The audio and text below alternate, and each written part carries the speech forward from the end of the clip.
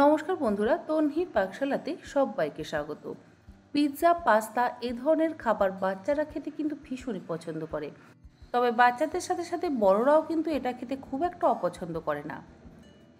এর আগে আমি white sauce pasta, red sauce পাস্তার রেসিপি আপনাদের সঙ্গে শেয়ার করেছি। আজ শেয়ার করছি ম্যাক অ্যান্ড চিজ পাস্তার রেসিপি। আশা করি আপনাদের সকলেরই রেসিপিটা ভালো লাগবে। তাহলে দেখে নেওয়া যাক আমার আজকের এই ভিডিওটি। ম্যাক অ্যান্ড চিজ পাস্তা বানাবার জন্য নিয়েছি এখানে 1.5 কাপ পরিমাণে ম্যাকারনি পাস্তা। পাস্তার আবার বেশ অনেক রকম ভ্যারাইটি আছে। পেনে পাস্তা, যেটা আমরা সকলেই ভীষণভাবে খেয়ে থাকি, আবার আছে স্পাইরাল পাস্তা, আর এটা হচ্ছে ম্যাকারনি পাস্তা। যাই হোক, ম্যাক অ্যান্ড চিজ বানাতে গেলে কিন্তু ম্যাকারনি পাস্তাই ব্যবহার করতে হবে। পাস্তাটা সেদ্ধ করবার জন্য কড়াইতে দিয়ে দিলাম বেশ কিছুটা পরিমাণে জল, আর জলের মধ্যে অল্প একটু লবণ এবং 1 টেবিল চামচ পরিমাণে সাদা তেল দিয়ে জলটাকে প্রথমে হাই ফ্লেমে ভালো করে ফুটিয়ে নেব। জলটা ফুটে উঠলেই জলের মধ্যে দিয়ে দিচ্ছি 1.5 কাপ পরিমাণে ম্যাকারনি পাস্তা। গ্যাসের ফ্লেমটাকে হাইতে করে দিয়ে পাস্তাটাকে সেদ্ধ করে নেব। মিনিট 10 সময় ধরে পাস্তাটাকে একটু সেদ্ধ করে নিতে হবে। 10 মিনিট পর গ্যাসের ফ্লেমটাকে বন্ধ করে নিয়ে পাস্তা সেদ্ধ হয়ে গেলে এক্সট্রা জলটা ঝরিয়ে একটা আলাদা বাটির মধ্যে তুলে রেখে দিচ্ছি। তবে পাস্তা সেদ্ধর যে জলটা আছে সেটা কিন্তু ফেলবো না, পরে আমরা সেটা ব্যবহার করব।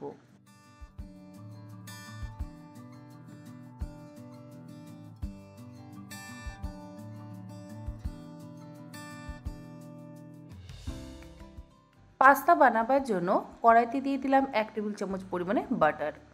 গ্যাসের ফ্লেমটাকে মিডিয়ামে করে দিয়ে বাটারটাকে মেল্ট হতে দেব। বাটার মেল্ট হয়ে গেলে এর মধ্যে দিয়ে দিচ্ছি 1 চা চামচ পরিমাণে ময়দা। ময়দার ব্যবহার খুব বেশি করবার একেবারে প্রয়োজন নেই, খুব সামান্য পরিমাণে একটু ময়দা দিলাম। গ্যাসের ফ্লেমটাকে লোতে করে দিয়ে 1 মিনিট সময় ধরে ময়দা আর বাটারটাকে ভালো করে ভেজে নিতে হবে।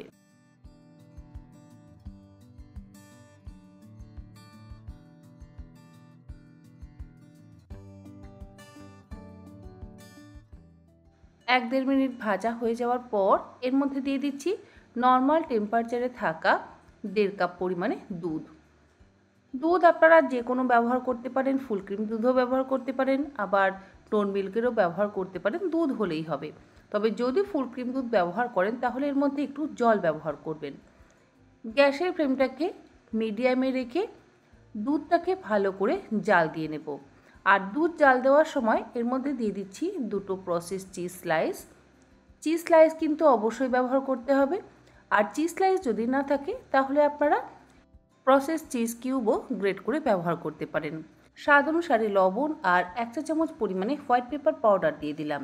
এবারে গ্যাসের ফ্লেমটাকে লোতে করে দিয়ে চিজটাকে মেল্ট হওয়ার জন্য অপেক্ষা করব আর সমস্ত কিছু একসাথে ভালো করে মিশিয়ে দেব।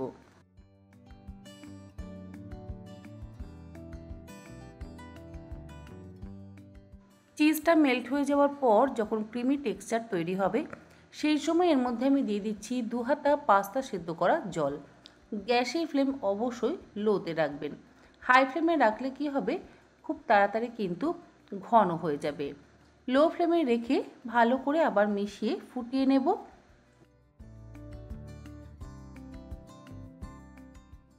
এরপরে এর মধ্যে দিয়ে দিচ্ছি চেডার চিজ। এই সমস্ত চিজ কিন্তু আপনারা যে কোনো ডিপার্টমেন্টাল স্টোর থেকে কিনতে পারবেন বা অনলাইন থেকেও কিনতে পারবেন। আর চেডার চিজ এখানে ব্যবহার করেছি ওই 1/2 কাপ পরিমাণে। চেডার চিজ কিউবই কিন্তু স্পেন্সার বা রিলায়েন্স ফ্রেশে কিনতে পাওয়া যায়, অনলাইনে তো অবশ্যই অ্যাভেলেবেল। চেডার চিজ কিউব দেওয়ার পর এবারে লো ফ্লেমে একসাথে ভালো করে মিশিয়ে নেব। 1 মিনিট ফুটিয়ে নেওয়ার পর এর মধ্যে বয়েল করে রাখা পাস্তাটা দিয়ে দিচ্ছি। পাস্তাটা দেওয়ার পর সব কিছু একসাথে ভালো করে মিশিয়ে নিচ্ছি। আর গ্যাসের ফ্লেম কিন্তু লোতেই রাখা আছে।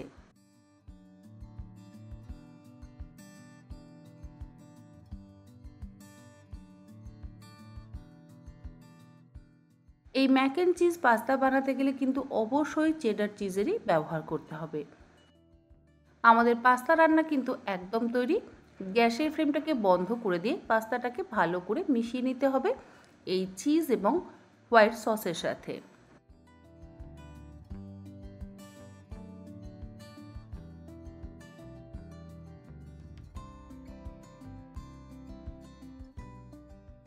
আর এর মধ্যে ব্যবহার করব সামান্য পরিমাণে একটু ফ্রেশ পার্সলেগুলোকে ভালো করে ধুয়ে নিয়ে একদম মিহি কুচি করে কেটে নেব।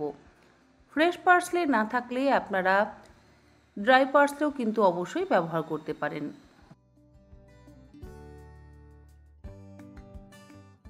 ওপর থেকে কুচিয়ে নেওয়া ফ্রেশ পার্সলে দিয়ে দিচ্ছি, আর দিচ্ছি সামান্য পরিমাণে একটু অরেগানো। এর মধ্যে চিলি ফ্লেক্সের ব্যবহার করছি না, ম্যাক অ্যান্ড চিজ পাস্তাতে কিন্তু চিলি ফ্লেক্স যায় না। ঝালের জন্য আমি এর মধ্যে ব্যবহার করেছি হোয়াইট পেপার পাউডার অর্থাৎ সামরিচের গুঁড়ো। সামরিচের গুঁড়ো দিলে যথেষ্ট। এই সমস্ত রান্না খুব বেশি ঝাল হয় না। যাই হোক, আমাদের ম্যাক অ্যান্ড চিজ পাস্তা একদম তৈরি। আশা করি আমার আজকের এই বাচ্চাদের পছন্দের Mac and cheese pasta recipe আপনাদের ভালো লাগলো।